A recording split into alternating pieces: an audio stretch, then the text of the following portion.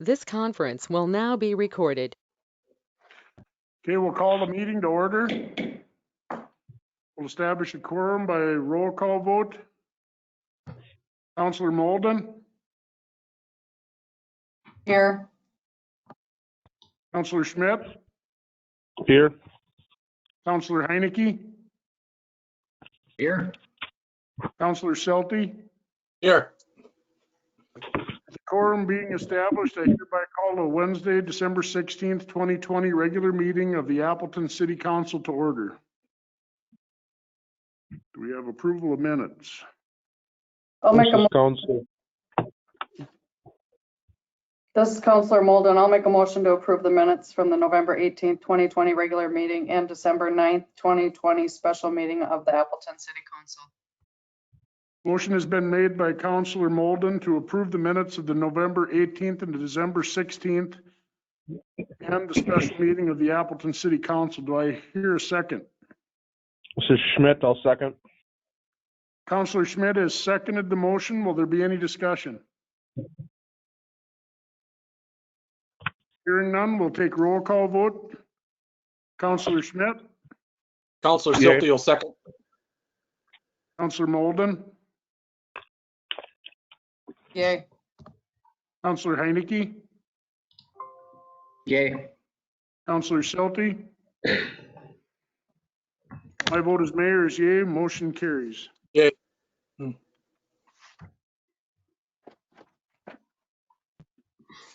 Okay, changes to agenda.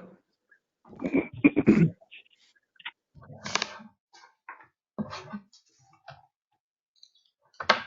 we have a motion for that?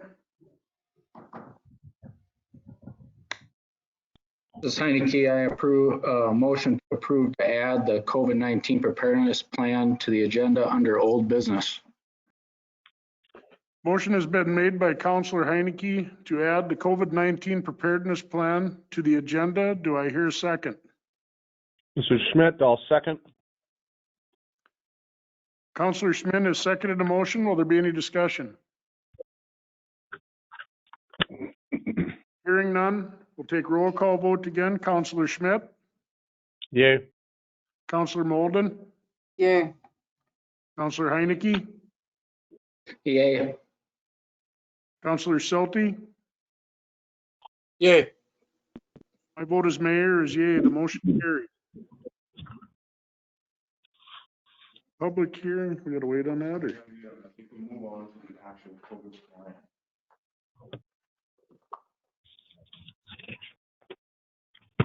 That goes to old business then, or?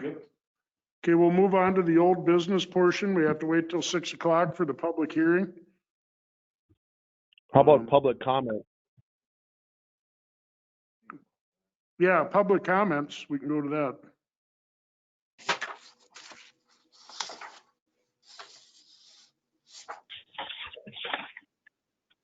Hearing none.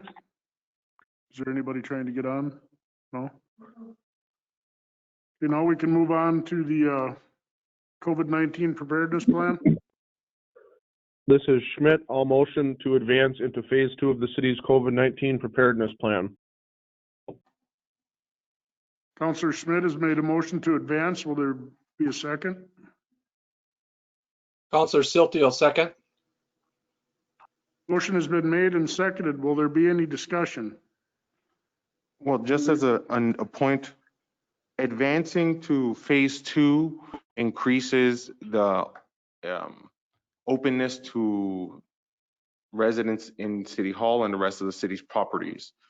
Right now, with the governor's recommendations, the city staff is actually recommending that we do not move beyond phase 1 because of the recent rise in COVID cases. We want to support the hospital's efforts and all of the public health care facilities efforts in our area to keep contagion down. At this time, city staff is recommending not to advance to phase 2 and to remain in phase 1. Do we have any other discussion on that? I guess I would agree with that. There's communities around us that the stuff is getting pretty moving through rapidly, and they're doing a good job here in town, and the hospital's got it under control. I think we should possibly help them, stay that way. Anybody else have any thoughts? No, I guess I'm fine with that too. If that's the city staff recommendation, that I'm comfortable not advancing at this time and discussing it hopefully at the next city council meeting. You have to recall the motion. Can we recall that motion, Andrew? I will recall my motion. We gotta do a roll call vote on that then? Yep, we're not advancing. So he's just gonna reread it at not advancing? That's right. Yeah, can you just reread So this that is- at not? Yep, this is Schmidt. I'll motion to not advance at this time into phase 2 of the city's COVID-19 preparedness plan. Do I have a second on that? This is Molden, I'll second. Counselor Molden has seconded the motion. Will there be any discussion? Hearing none, we'll take roll call vote.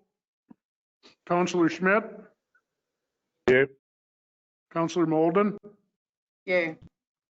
Counselor Heinecke, Yay. Counselor Selty. Yay. My vote as mayor is yea. Motion carries.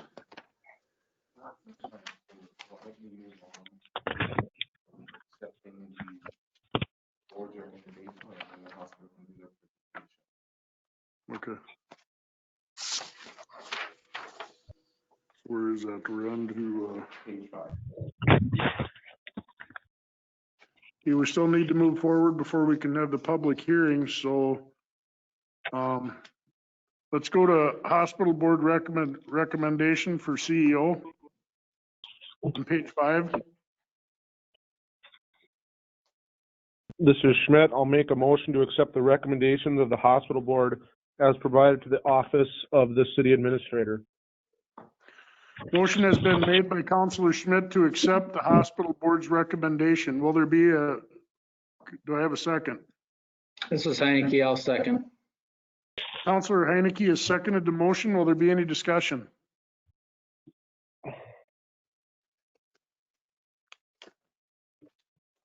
Hearing none, we'll take roll call vote. Counselor Schmidt, Yay. Counselor Molden, Yay. Counselor Heinecke, Yay. Counselor Selty. Yay. My vote as mayor is yes. Motion carries.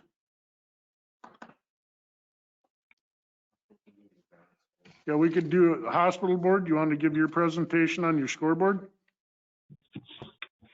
Yeah, this is Lori Andrews. I think there might have been a little bit of confusion. The new 2021 fiscal year balance scorecard is what you have. I don't believe I have went through the final of 2020. So I guess just wondering if you guys want me to do the final 2020 balance scorecard and then go through the new 2021 one after we get through the first quarter. Yeah, no, that's good. That's fine. All right, so under financials, for fiscal year 2020, we ended at 66.4 days cash on hand. That was, again, with the Medicare payback and then also the payback to the city. That did not include COVID funds. That was our days cash on hand from our revenue internally. Our operating margin ended at 5.92. Our goal was to be at 3.09%. And of course, that's unaudited financial, so that could change by the time we get done with our audit, which we're currently at right now, or currently doing. AR days, our goal was to be at 52 days. We ended up at 51 days, 52 days or less, and we ended up at 51 days. I believe a year ago we were, or 2 years ago, we were at 60 days. So that team has done a great job at the revenue cycle team. Under service and community, we developed new behavioral health programs. Our goal was to do 2 by the end of fiscal year 2020. We actually exceeded that goal and had 3. We developed telebehavioral health, which has been I can't say enough about it especially during these difficult times. We also hired Lisa DiCathalino, our licensed marriage and family therapist, who her practice is primarily treating children. And then we also collaborated. We received a grant to provide 8 hours of services to the school, complimentary to them, at no cost to them. So that program is currently happening with Lisa DiCathalino. We also wanted to complete and/or sponsor community wellness initiatives. We wanted to have 2 by the end of the year. We did a community appreciation dinner at the VFW a year ago, November, and then also rolled out our rebranding. And then we also had the community orchard partnership with Zion Lutheran Church. So we met that goal as well. Transitions to home program, that was a program where we go into people's homes after they're discharged from the hospital. We did put that on hold. There between discomfort of people coming into the home and also just trying to be protective of people and not exposing them to potential COVID exposures was a reason we put that on hold these last 2 quarters.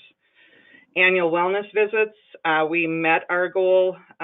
We actually exceeded our goal this last quarter. We had 50 annual wellness visits, which is quite a feat during COVID and, kind of dialing things back and that sort of thing. So our staff in the clinic did a great job there, and we met that goal for the year. We had 99 out of 198 that we tracked for that. So, and that's all part of the Accountable Care Act and the Accountable Care Organization we're a part of for the clinic side. Under growth, we wanted to increase our care center case mix. Our baseline was 0.82. Our goal was to be at 0.88. In Q4, we were just 0.86 shy of that. For the year, we were just shy as well of meeting that goal. Lab charges, we wanted to be at 4,000 or greater quarterly. We were at 4,508 in Q4, so we exceeded that goal. And for the year, we exceeded our goal as well with 4,056. Increased number of gastroscopies and colonoscopies, we wanted to be at 36 or greater. We were at 39, so we exceeded that goal this last quarter, but averaged 31.75 for the year. We definitely saw when we had to dial back surgery and that whole third quarter,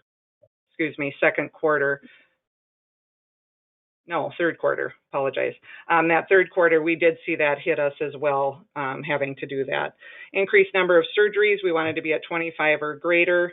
We actually well exceeded that goal this last quarter. We had 32, and for the year we had 124. Just a lot of really great things happening in that area. Analysis of current or new service lines.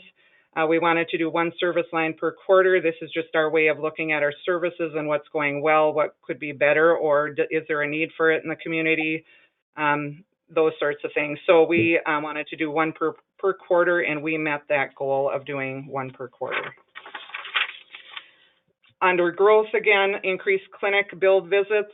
Our baseline, we wanted to increase 15%. Our baseline was 4,950. Our goal was to be at 6,300. The last quarter, we had 1,926, which exceeded our quarterly goal, and we also exceeded our annual goal with 6,664 clinic visits. Increase new clinic patients was our next goal. We wanted to be at 300 or greater. We again exceeded that goal with 118 this last quarter and 426 total for the year. So just speaks to the great care that our providers and our staff in our clinic are providing. Under quality, customer satisfaction, we take the average of there's about 10 or 15 questions. We want to be at 80% or greater. We only received surveys in Q4 for our inpatient and our emergency room. We were at 72%, which was up a little bit from the previous quarter, but still things that we want to work on. One of the disadvantages we have with this survey is we typically only get somewhere between 4 to 7 surveys back because of our census. It's just strictly on the inpatient unit. So that's a little bit challenging for us, that data, but certainly things we always try to work on and improve on. Emergency room was at 77.6%. Again, that was down a little bit from the previous quarter. But again, we just take that survey, we look at what's on there, and we try to find areas we can improve on and go from there. We did put our internal we have tablets that we do internal electronic surveys with patients. We put that on hold in quarter 3 and 4 because of infection control, having these things passed around to multiple people. We did not want to take any chances with that. So under quality, again, chronic care management is part of, again, the Accountable Care Act and Accountable Care organization that we're a part of, called Caravan Health. What chronic care management is just calling people up and seeing how they're doing and getting them in for getting their A1C check for diabetes and blood pressure and things like that. Our goal was to be at 12% by the end of the year. We were at 5%. Again, that program kind of took a back seat to some of the other things when COVID really ramped up. We currently are at 10% now, and have got that back and going again. Care Center resident satisfaction was done the first quarter. Family satisfaction was the second quarter. I think you guys have seen those in the past. Care Center QUIP, our final score on that was 6.404. Our goal was to be at 5.65, and that was looking at depressive symptoms and improving them. So under the circumstances of the very difficult situation that our residents are under with COVID and not being able to see family, we were pleased that their mood and those sorts of things had improved from previous. Under Minnesota community measures, those are clinic measures that the state measures. Under diabetes and vascular and colorectal and asthma, those were areas that we have seen lots of improvement on and continue to improve on, but we're still a little bit below the state average on those. Under depression for adults and pediatrics, we were well over the state average. So definitely things that we're working on. We work on, as far as sometimes with the diabetes and vascular, if somebody smokes or something like that, that goes against you. So some of those things, it just depends on lifestyle, and we certainly try to educate and do those things. But some of it's a little bit out of the clinic staff's control. But definitely things we're working on and things we're doing really well there. And then lastly, under people, reduce employee turnover during the first year. We wanted to be at 7% or less. Quarter 4, we were at 4%, and we ended up the year at 9.79%. We did not meet that goal. We certainly have seen, there's no question with COVID, it's a difficult environment in the long-term care industry, and we have seen some of the effects of that. So certainly a difficult time. And then under reduce overall employee turnover, we want to be at 14 or less. We were at 7.47 the last quarter and 18.47 for the year. And again, kind of in analyzing it, we certainly know that some of the difficulty with COVID has certainly created more challenges. Even getting people to apply, we haven't had people apply for positions in some of the caregiving areas for months. To replace positions. So it's definitely been a difficult time, but the positive thing is we're seeing the end of things with the vaccine soon to be coming out, and we're hoping that things look a lot different 6 months from now. Anybody have any questions for me on the balanced scorecard?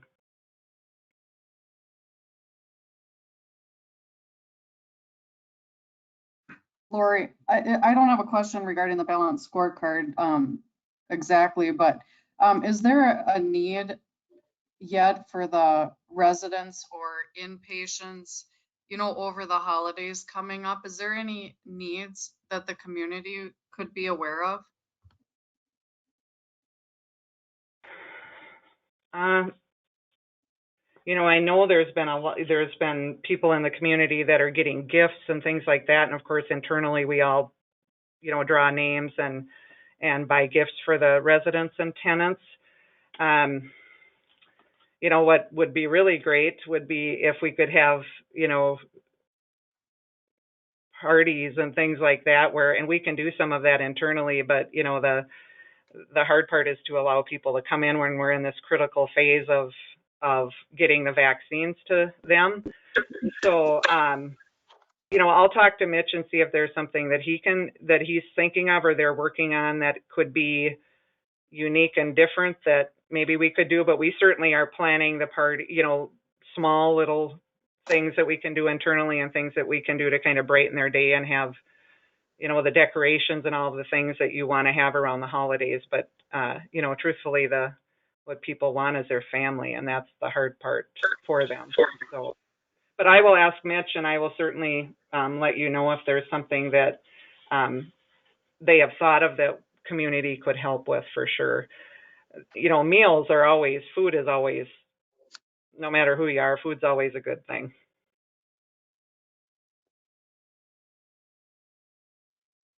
It'd be nice to, I mean, I don't know what the regulations are, I'm sure there'd be plenty of people that would be willing to, bring treats and things like that. But if there's rules and regulations about, external supplies coming in, you'd have to let us know. I was just thinking over the holidays, talk about depression and staff being, challenged for quite an extended period of time. If there was, ideas, if the community, was wanting to help out or, do a nice gesture.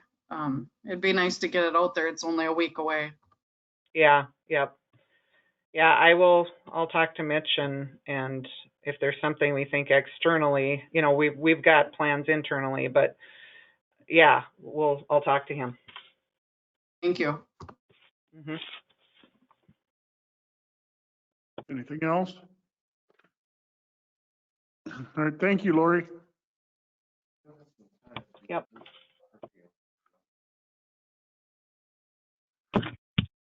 Should we go, let's go to Otter Tail study discussion. Jim, are you connected? Mr. Nelson? Yes, can you hear me? Can you hear me?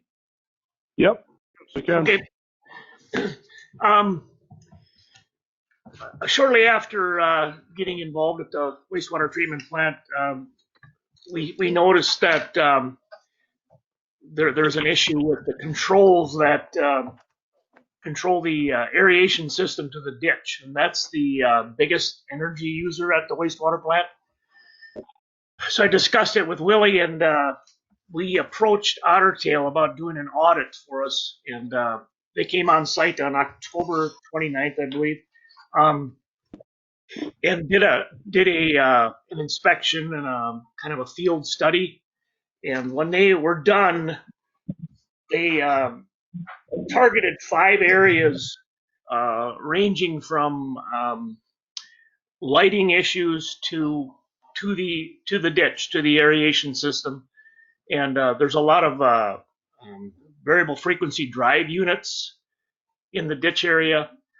And they're supposed to be controlled by dissolved oxygen meters. And that essentially is not working at all.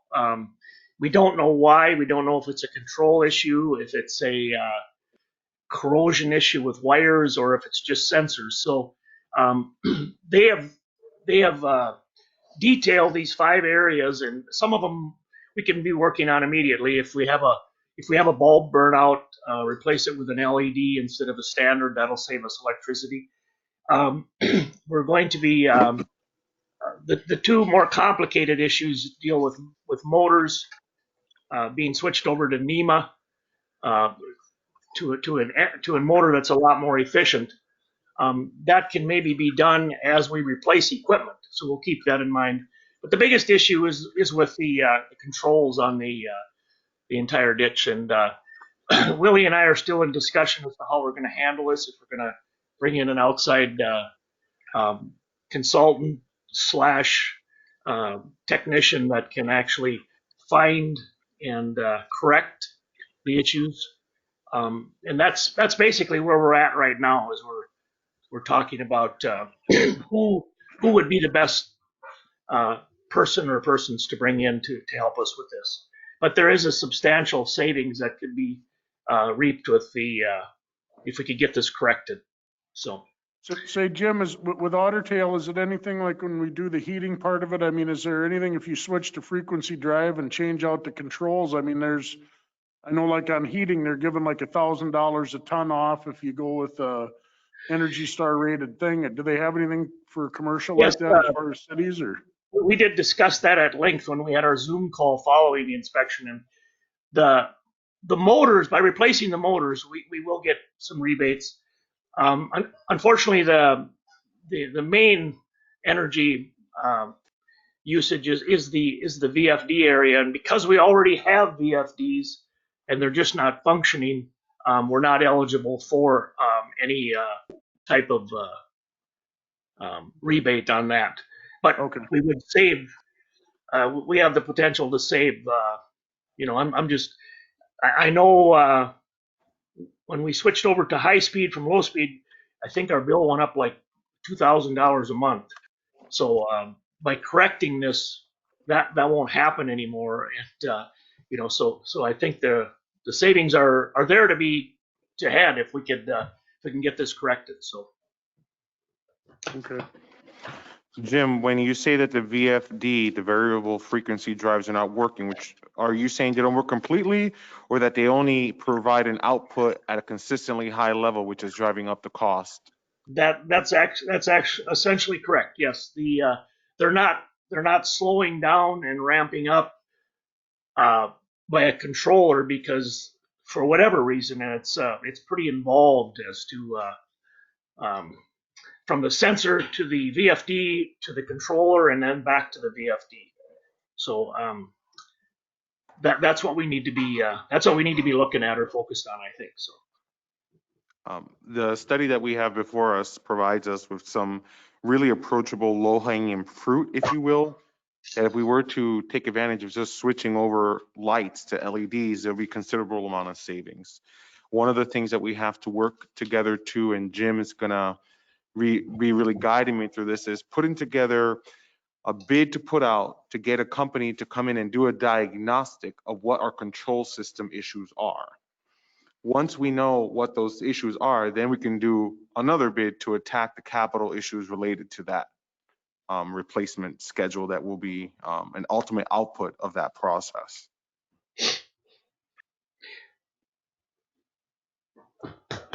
Anything else from anybody? Hearing none, thanks a lot, Jim. Appreciate it. Yep, And thank you welcome. for Yep. helping us out. We go to the local government intern program. I'm gonna talk about that a little.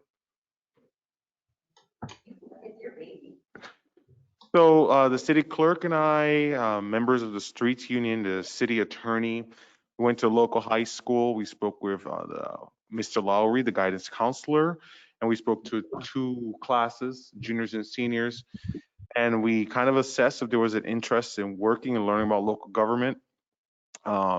In local government, there's a gray wave coming. We have a lot of people retiring out of the force, and we need to attract young people. And what better way than our wonderful high school students here? This summer, Emma and I had the pleasure of interviewing and hiring a lot of youngsters for our pool. And I just have to say how impressed I am with the work that Lacaparo is doing with our kids. These kids are really sharp. And we do have one kid that is interested in coming to learn, and we would like to establish a paid internship program. I think that's an awesome idea and a great way to get people interested in something maybe they haven't thought about before. Yeah, I agree. It's a good idea to try to keep some of our people here too. I mean, it might, even if you save 1 or 2 from leaving, it's huge for a small community, so. So, Mrs. Schmidt, I'll make where is that motion to approve establishing a local government paid internship program. Motion is made by Councilor Schmidt to approve establishing a local government internship program. Do I have a second? This is Molden, I'll second. Councilor Molden has seconded the motion. Will there be any discussion? Hearing none, we'll take roll call vote. Councilor Schmidt, Yay? Councilor Molden, Yay. Councilor Heinecke, Yay. Councilor Schulte,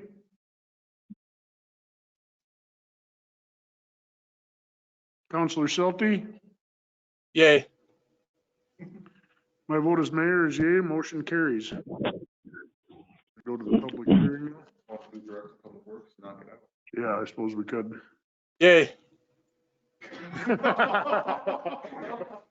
Okay, we'll do the Director of Public Works.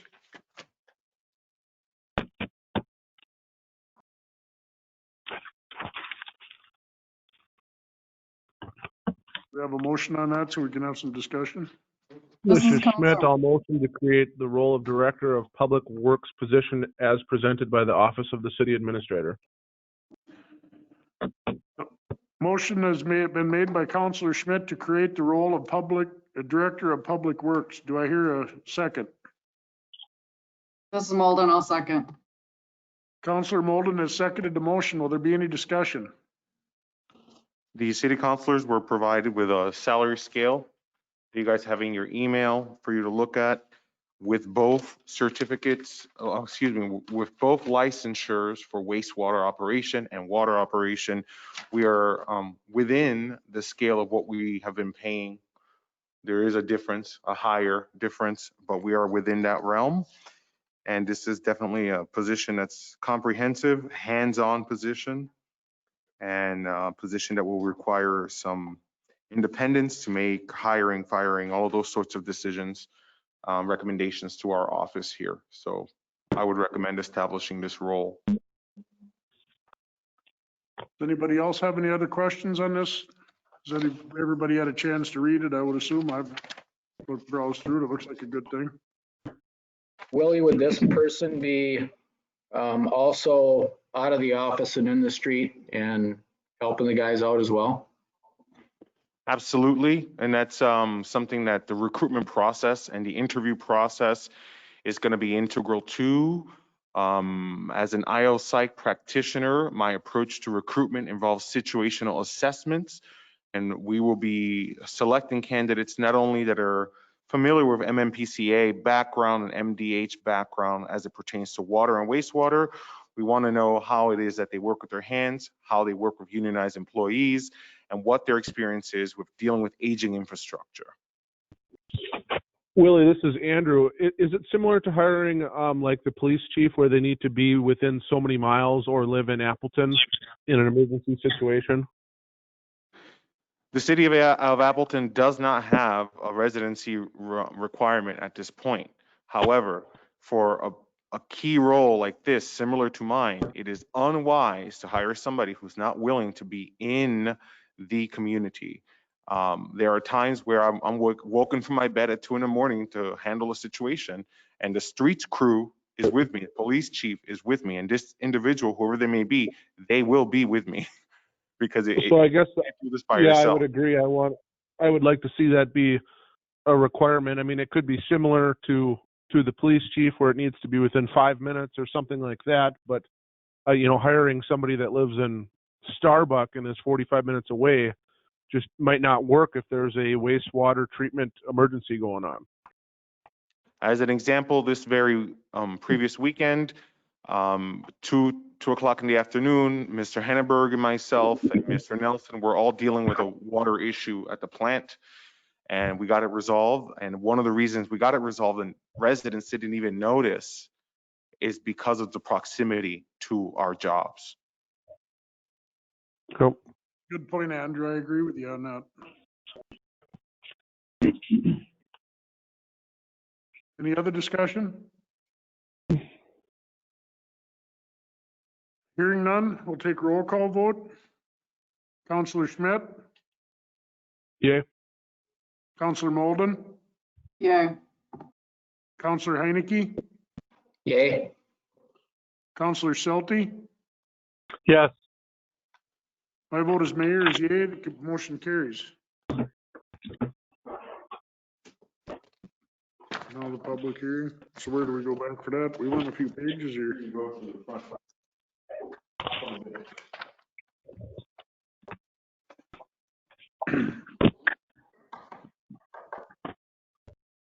This is Schmidt. I'll motion to approve opening a public hearing for reviewing the final tax levy and budget for year 2021 in conformance with Minnesota Department of Revenue guidelines for truth in taxation. Why can't I find it? Okay. Motion has been made by Counselor Schmidt to open a public hearing reviewing the final budget of the tax levy of 2021. Do I have a second? This is Heineke, I second. Counselor Heineke has seconded the motion. Will there be any discussion? So just to recall, the last time the city council visited this topic, they approved a higher preliminary tax levy in the amount of $2,171,345. Today's tax levy, the finalized tax levy, which is not inclusive of the ambulance liability, is $1,134,138.78, or 15.2% lower than last year's tax levy.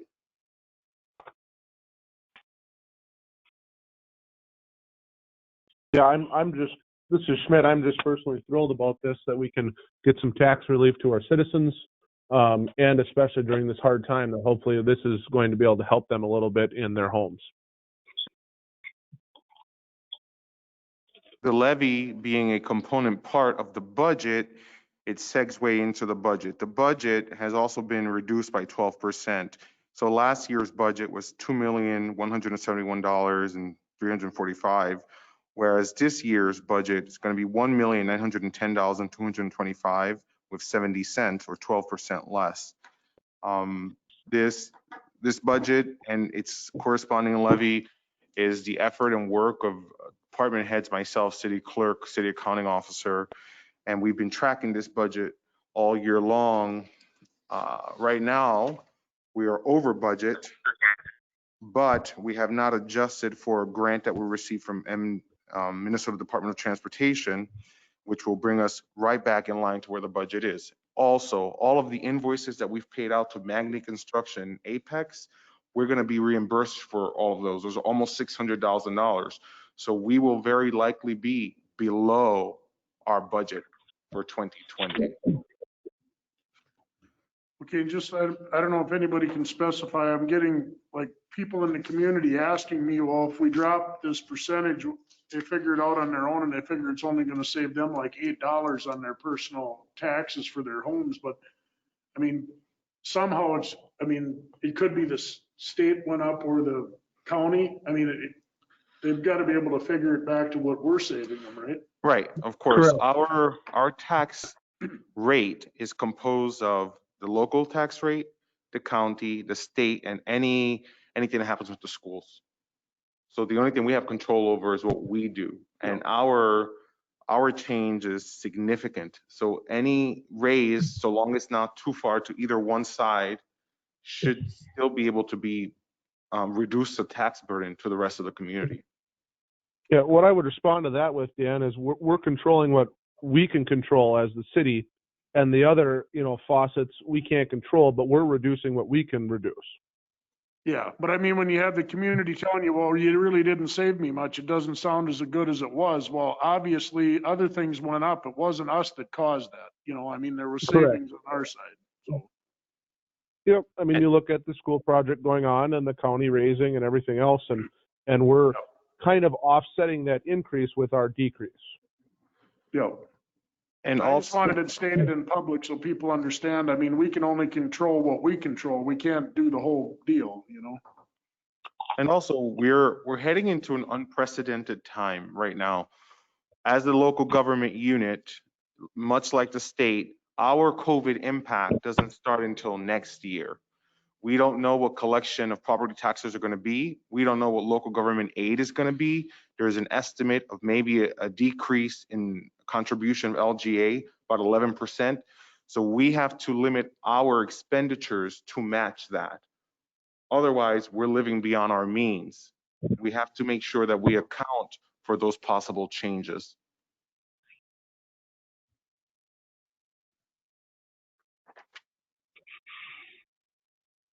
Is there any other discussion?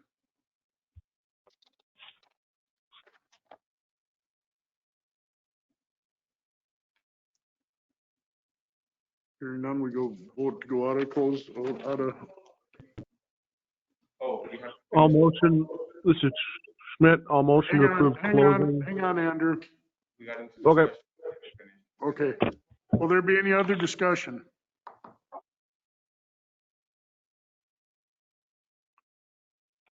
So we haven't even voted to go into.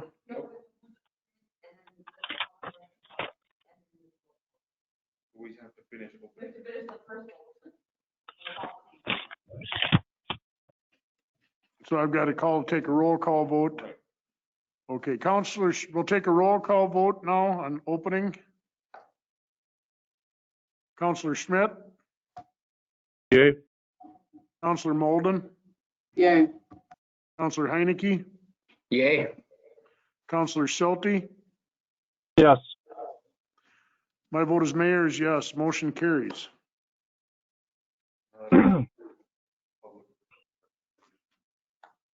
there be any public comments?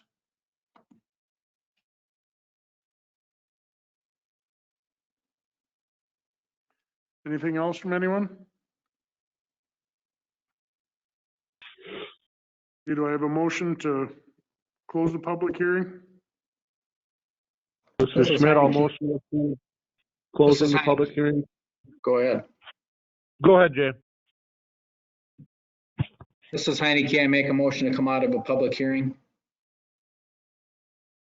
Motion has been made by Counselor Heineke to come out of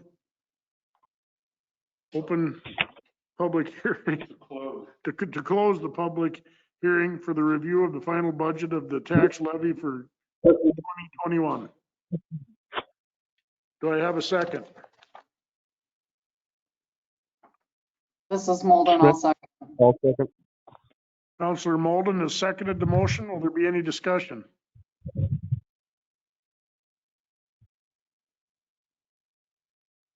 So do we need to specify what we're voting on here?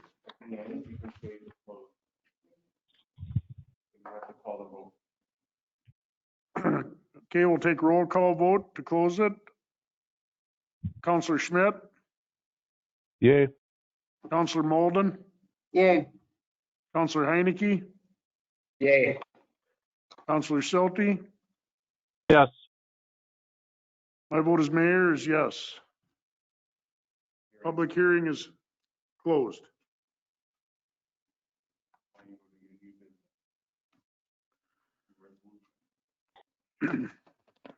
So where's that now? This would be a lot easier, if everybody was in person. Yeah. New business, resolution 2020-33, final tax levy for year 2021. This is Schmidt. I'll make a motion to approve a final tax levy for 2021 in the amount of $1,134,138.78 and a final budget for 2021 in the amount of $1,910,225.70. So what did we do there? Just read the resolution by itself. That the budget is a separate motion. So I just got to say, so motion has been made by Counselor Schmidt Yep, for the resolution. for the resolution of the 2020-33 adopting the final tax levy for the 2021. Do I hear a second? This is Silty. I second. Counselor Schulte has seconded the motion. Will there be any discussion?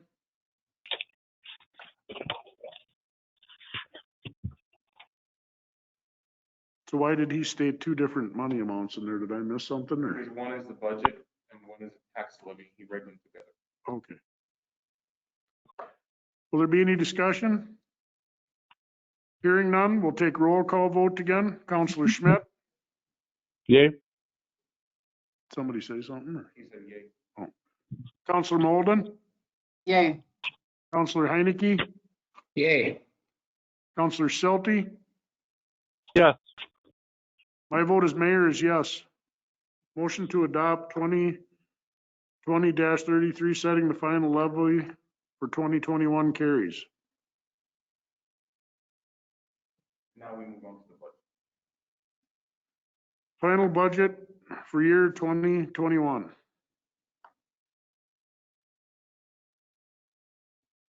This is Molden. I'll make a motion to approve the final budget as presented by city staff in the amount of $1,910,225.70 for 2021. Motion has been made by Counselor Molden to approve the final budget of the 2021 in the amount of $1,910,225.70. Do I hear a second?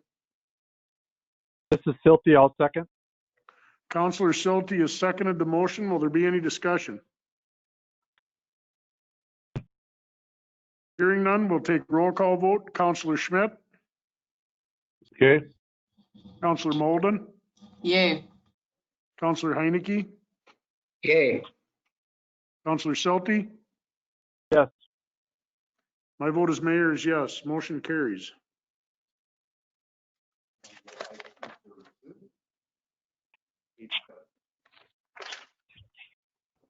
All right, we'll move on to IT services contract. Yep, Emma will speak. The city clerk will speak about this a little bit.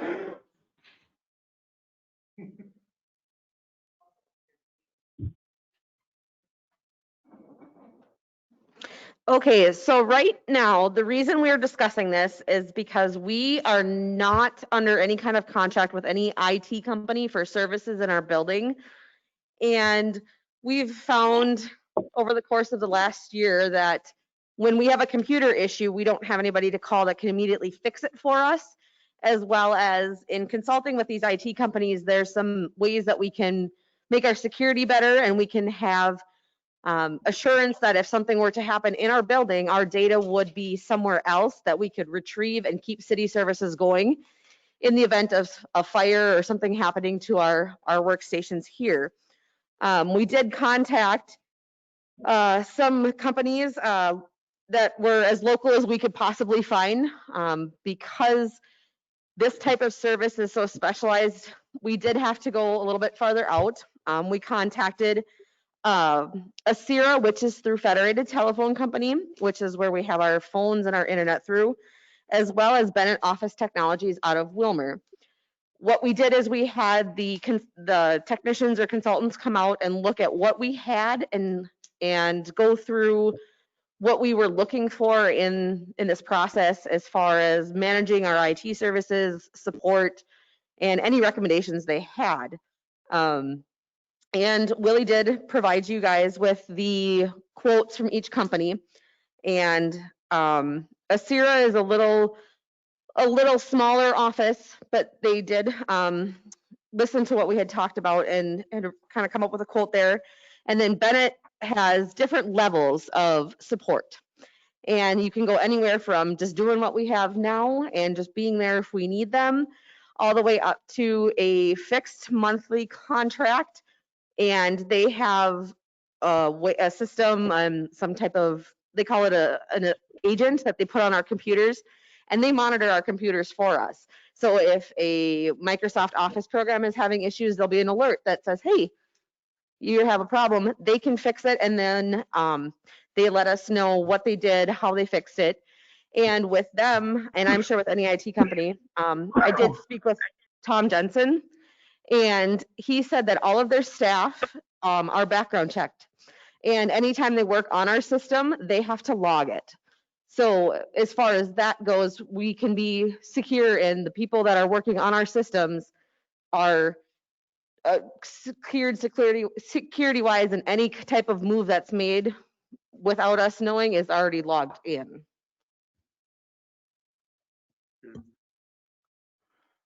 You know, I in each municipality that I've managed, each and every single one, I've had to do some level of IT service upgrade. Appleton is not unique in their IT needs. Many municipalities, IT needs sometimes fall by the wayside. As other things improve, it's usually the last thing that people look at, and it is the most vulnerable thing. You know, we do have insurance that covers up for losses up to $250,000 if we were to have some sort of breakdown, but we have to have something in place against hacking. We are also, as a public organization, we are subject to open meeting laws and public data uses laws.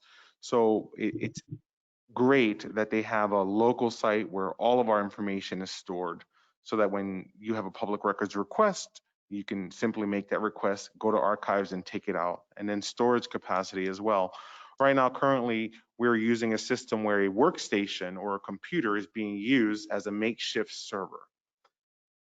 In the future, we're going to need a new server. We did get quoted for that, about $7,000, but they're able to work with what we have right now. So that'll take us into 2021 and then the budget process for 2022. I would recommend Office Technologies out of Wilmer, Bennett Office Technologies, because of the comprehensive nature of what they offer and their responsiveness to date. They were here already on an independent matter at the school that we're still trying to figure out. And they have been great to deal with. And it's true, since I've been here, there's been a couple of times where I have felt particularly vulnerable by not having expertise when it comes to data as it relates to IT practices. And as we get quicker and quicker and faster and demands, you know, I mean, sometimes we get a simple demand like minutes, for example. And if we're processing a whole bunch of other things and our server is going slow, we can't deliver. And so we would like to be able to deliver, and we need this as a resource to deliver those services. Thank you, Emma. Thank you. So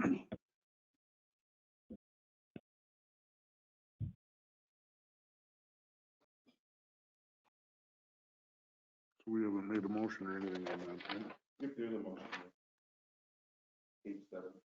Yeah, but I mean, nobody said that. We haven't even got to that yet, right? Nope. Somebody want to make the motion? This is Heineke. I motion to accept the lowest contract bid offer for IT services from Bennett Office Technologies in the cumulative projected amount of $10,200. Motion has been made by Councillor Heineke to accept the IT services bid from Bennett Office Technology in the amount of $10,200. Do I hear a second? This is Schmidt. I'll second. Councillor Schmidt has seconded the motion. Will there be any discussion? I think if it's an issue with the privacy and the information in our office here, I think it would be a good idea. Especially if we've been lagging on that side of it. Yeah, I think it's a must.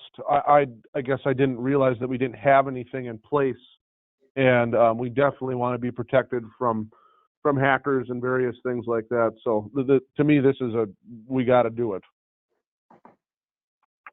Yeah, this is Heineke.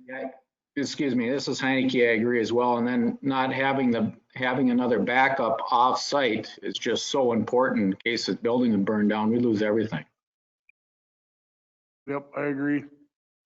Any other discussion? Hearing none, we'll take roll call vote. Councillor Schmidt? Yay. Councillor Molden? Yay. Councillor Heineke? Yay. Councillor Schulte? Yes. My vote as mayor is yay. Motion carries. Demolition of Asian building. This is Schmidt. I'll make a motion.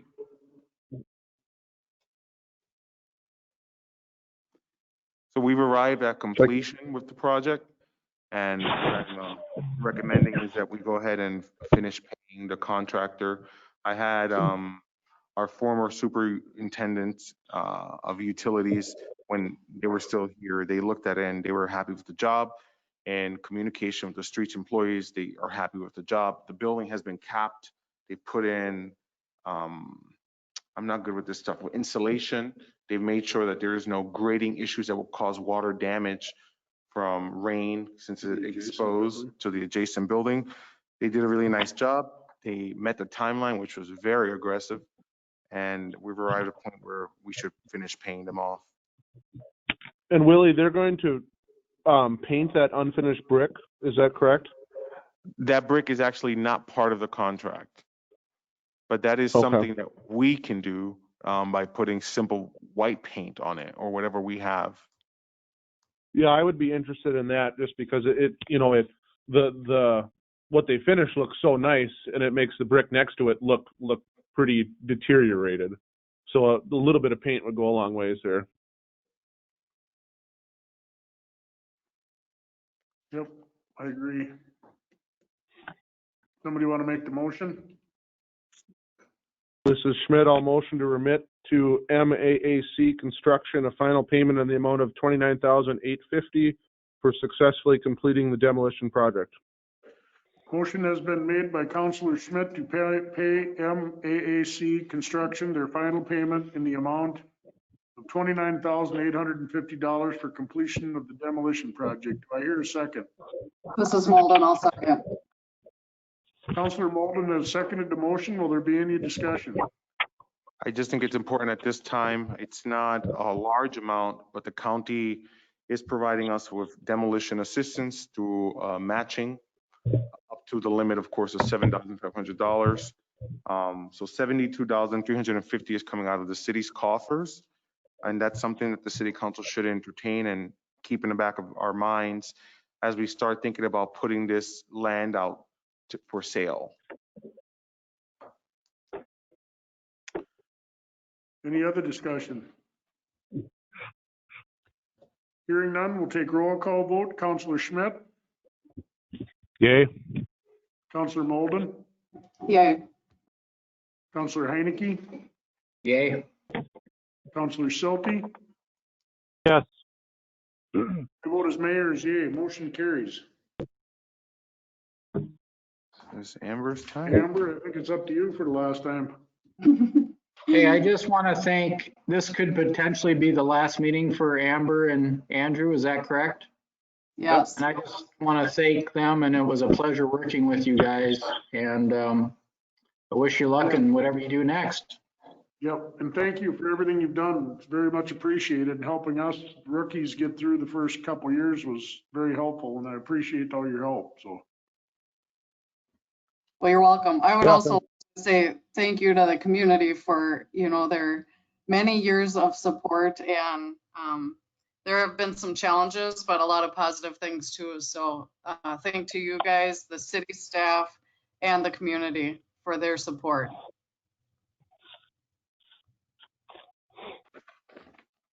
I'd like to say thank you to both Andrew and Amber.